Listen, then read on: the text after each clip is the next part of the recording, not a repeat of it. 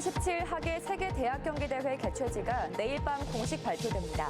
벨기에 현지에 도착한 충청권 공동 대표단은 막바지 유치 활동에 총력을 다하고 있습니다. 충북의 미세먼지 농도가 사흘 연속 나쁨 수준을 보였습니다. 큰 일교차에 더해 미세먼지까지 덮치면서 호흡기 환자들이 급증하고 있습니다. 이상 기온으로 농작물 피해는 늘고 있지만 충북의 농작물 재해보험 가입률은 극히 저조한 실정입니다. 충북의 가입률은 30% 정도로 전국 평균을 크게 밑돌고 있습니다. 섬유와 도자 두 소재가 어우러진 공예 특별전이 열리고 있습니다. 섬유와 도자 공예가 가진 고정관념을 깨고 무한한 표현의 세계를 선사합니다.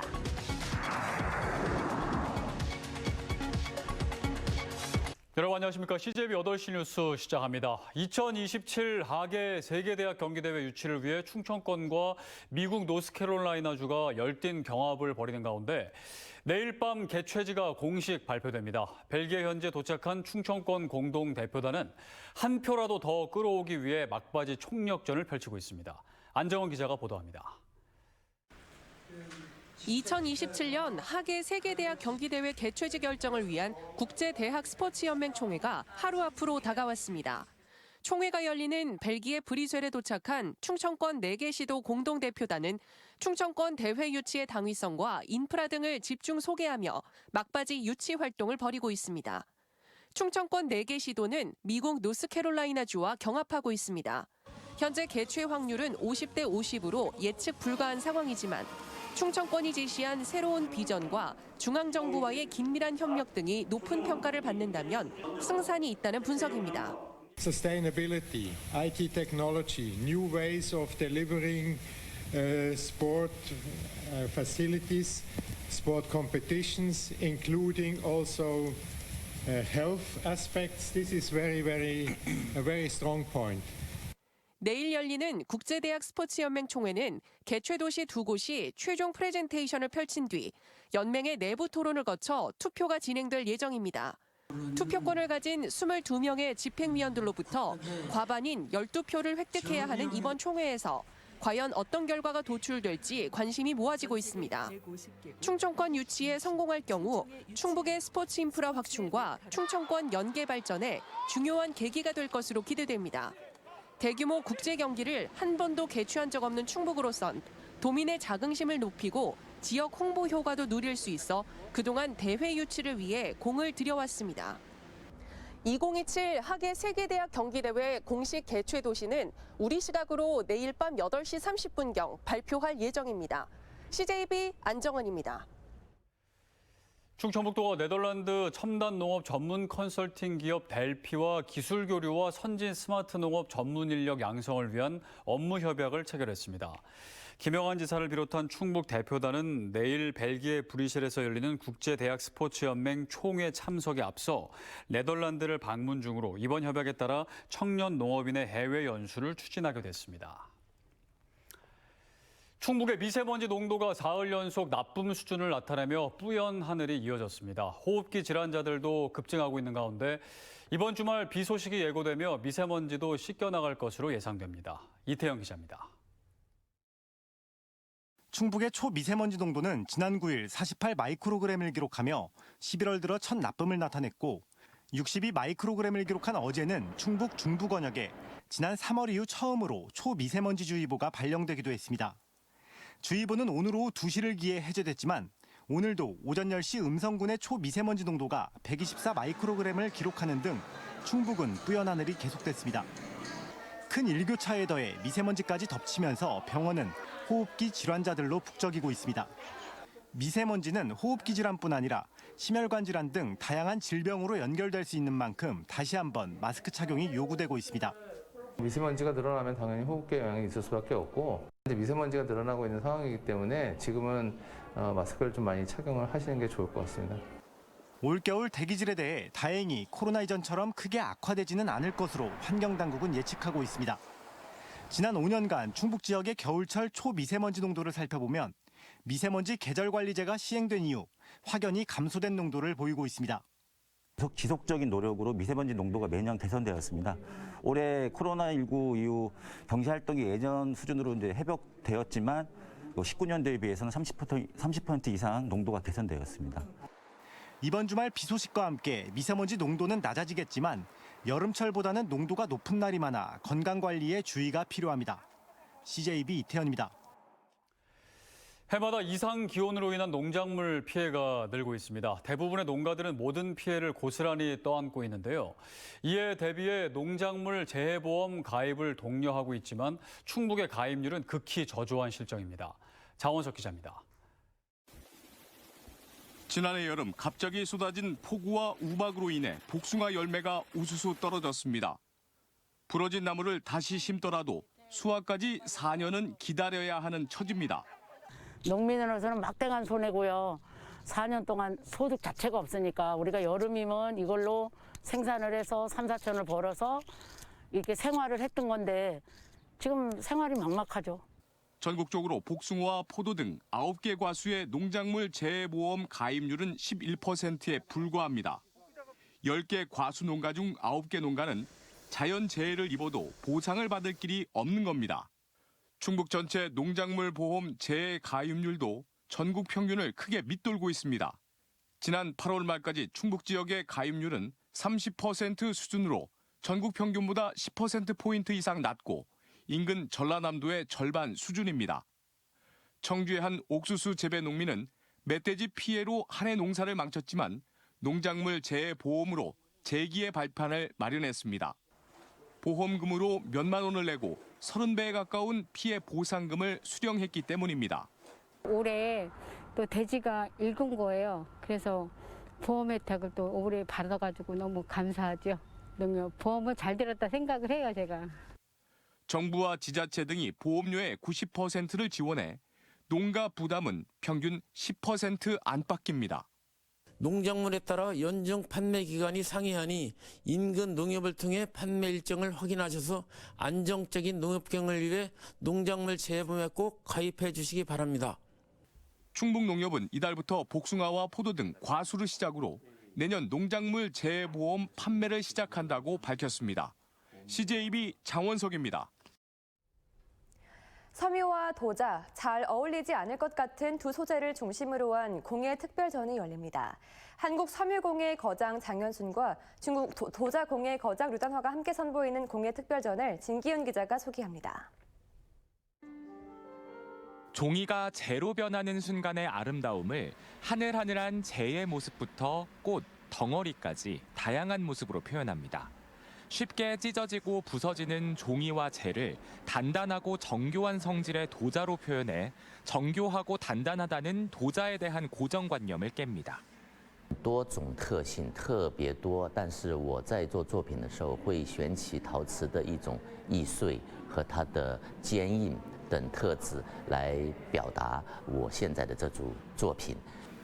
여러 구조물을 이어붙여 만든 이 작품은 섬유로 제작됐습니다. 섬유공예라면 얇은 천의 수놓아진 모습을 떠올리기 쉽지만 장현순 작가의 작품은 모던함과 단단함이 느껴지고 작품의 그림자까지 또 다른 작품이 됩니다. 입체를 만들어서 혼자 서 있게 하는 거거든요. 이것이 저의 독자적인 조형 언어인 거죠. 저도 저 자신에게 기대하고 있어요. 앞으로 또 어떤 재료에 눈을 뜨게 될까. 도자와 섬유, 어울리지 않을 것 같은 두 소재가 절묘하게 어우러진 특별전, 움직임의 무게가 관람객을 찾습니다.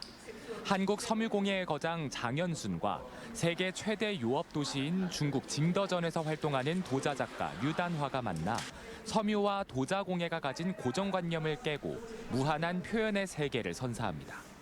예술로서의 공예, 그래서 다양한 상상력을 품게 하고 또 창조적 어떤 가치를 작품 속에서 만나고 엿보면서 공예의 어떤 그 새로운 진화, 새로운 어떤 그 발전 과정을 함께 즐길 수 있도록 기획을 했기 때문에요. 도자와 섬유, 두 소재의 독창적인 표현을 즐길 수 있는 특별전은 다음 달 11일까지 청주시 한국공예관에서 만나볼 수 있습니다. CJB 진기훈입니다.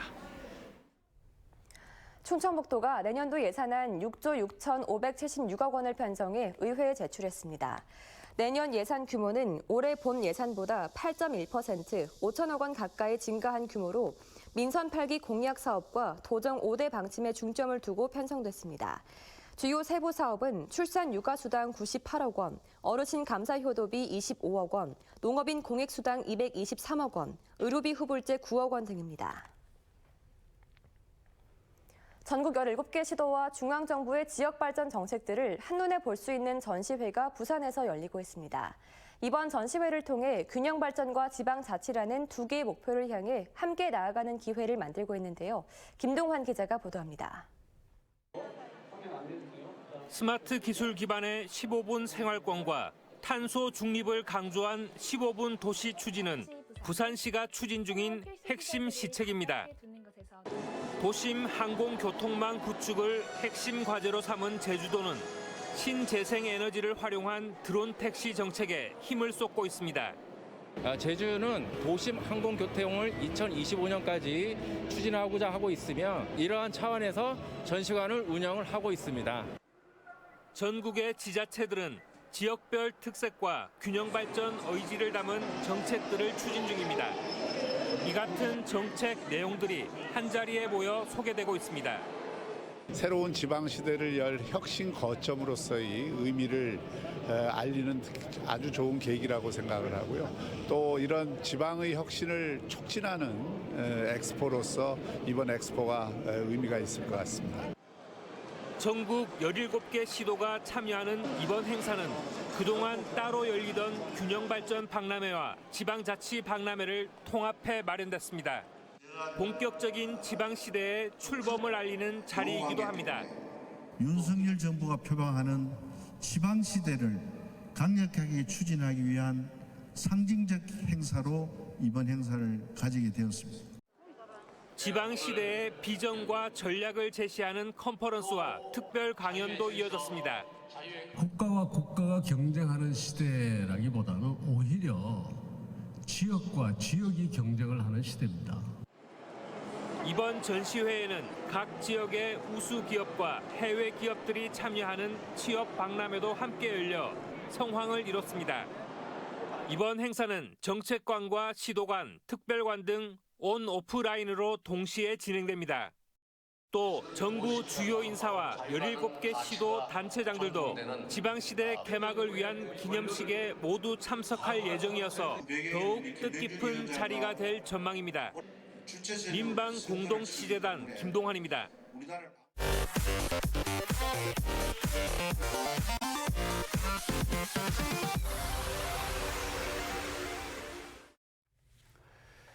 천주시가 오는 14일부터 25일까지 김장철 성수식품에 대한 특별 점검에 나섭니다. 김치류와 고춧가루 등을 생산하는 식품 제조, 가공업소 40여 곳이 대상으로 사용 연료의 유통기한과 시설 청결관리 등을 집중 점검해 위반사항 적발 시 행정처분 또는 형사고발에 나설 계획입니다. 제천시가 국립경찰병원 분원 1차 후보지 선정 지역에 이름을 올리지 못하며 탈락했습니다. 경찰청은 1차 후보지를 충남 아산시와 경남 창원시, 대구 광역시, 달성군 3곳으로 압축했다고 통보했습니다. 3곳에 대한 2차 평가를 진행한 뒤 경찰청은 올해 안에 최종 지역을 선정할 방침입니다. 청주동물원은 조류인플루엔자 AI 차단 방역을 위해 오는 11일부터 조류동물 관람을 중지합니다. 이번 조치는 최근 청주와 진천에서 AI 발생이 잇따르고 있기 때문으로 AI 확산이 종료될 때까지 관람은 중지됩니다. 김창규 제천시장이 지난 6일 지방선거에서 지역 기자에게 금품을 제공한 혐의로 검찰 조사를 받게 됐습니다. 제천경찰서는 광고비 명목으로 지역 인터넷 매체 기자 3명에게 각각 현금 50만 원을 제공해 공직선거법 위반 혐의를 받는 김창규 시장과 캠프 관계자를 검찰에 송치했습니다.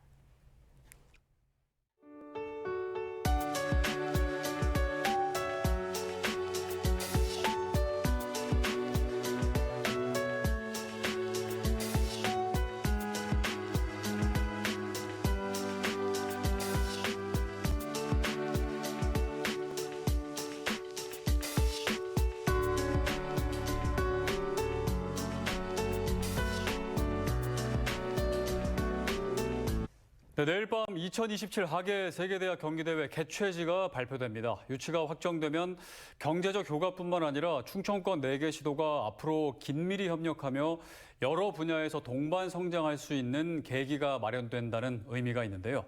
내일 좋은 소식이 들려오기를 기대해 봐야겠습니다. CJB 8시 뉴스를 모두 마칩니다. 함께해 주신 여러분 고맙습니다.